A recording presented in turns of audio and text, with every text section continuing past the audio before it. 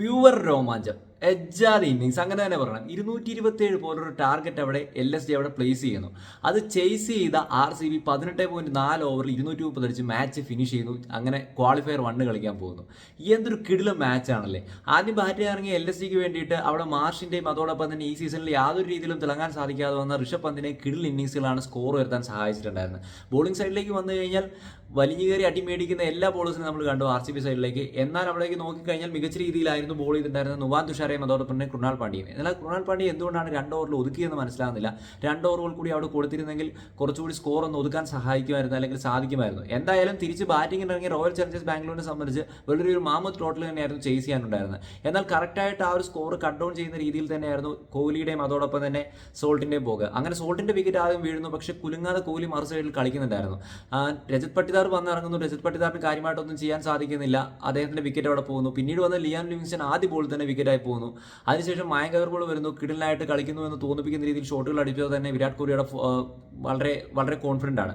ആ അഗർവാൾ ഒരു സൈഡിൽ കിടിലനായിട്ടാണ് കളിച്ചുകൊണ്ടിരുന്നത്. ആൻഡ് അതിനുശേഷം കോഹ്ലിയുടെ വിക്കറ്റ് പോയതിനു ശേഷമാണ് അവിടെ ജിതേഷ് ശർമ്മ വരുന്നത്. നമ്മൾ നോക്കുകയാണെങ്കിൽ വളരെ ബിലോ ആവറേജ് ആയിട്ടൊരു സീസണാണ് ജിതേഷ് ശർമ്മയെ സംബന്ധിച്ച് ബാറ്റിംഗ് സൈഡ് കൊണ്ട് അദ്ദേഹം പൊയ്ക്കൊണ്ടിരിക്കുന്നത്. അങ്ങനെ ഒരു ഇന്നിങ്സ്, അല്ലെങ്കിൽ ഇങ്ങനെ ഒരു ഇന്നിങ്സ് ജിതേഷ് ശർമ്മയുടെ ഭാഗത്ത് നിന്ന് പ്രതീക്ഷിക്കുന്നുണ്ടായിരുന്നില്ല. എന്നാൽ കൃത്യസമയത്ത് അവസരത്തിനൊത്ത് ഉയരുകയായിരുന്നു ജിതേഷ് ശർമ്മയുടെ.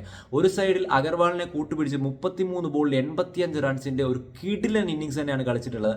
ഈ ഒരു ഇന്നിങ്സ് തന്നെയാണ് ഇന്നത്തെ മത്സരത്തിലെ RCB ജയിപ്പിക്കാൻ കാരണമായിട്ടുള്ള പില്ലർ ഇന്നിങ്സ് തന്നെ പറയണം.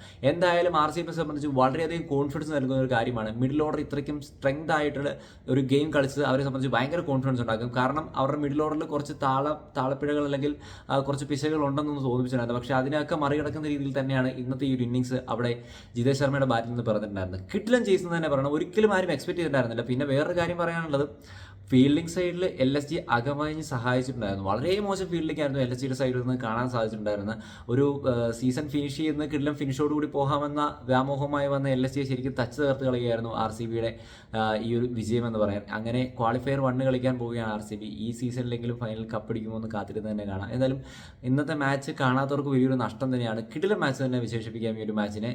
ആൻഡ് ഫീൽഡിംഗ് സൈഡിൽ ഞാൻ പറഞ്ഞ പോലെ തന്നെ കുറേയേറെ പിഴവുകൾ അവിടെ LSG കാഴ്ചവെച്ചിട്ടുണ്ടായിരുന്നു. അതും ഒരു പരിധി വരെ LSGയുടെ ഇന്നത്തെ മത്സരത്തിലെ തോൽവിക്ക് കാരണമായിട്ടുണ്ട്. അപ്പോൾ നിങ്ങളുടെ അഭിപ്രായങ്ങൾ കമന്റ് അറിയപ്പെടുത്തിയിരിക്കുന്നു. Bye bye guys.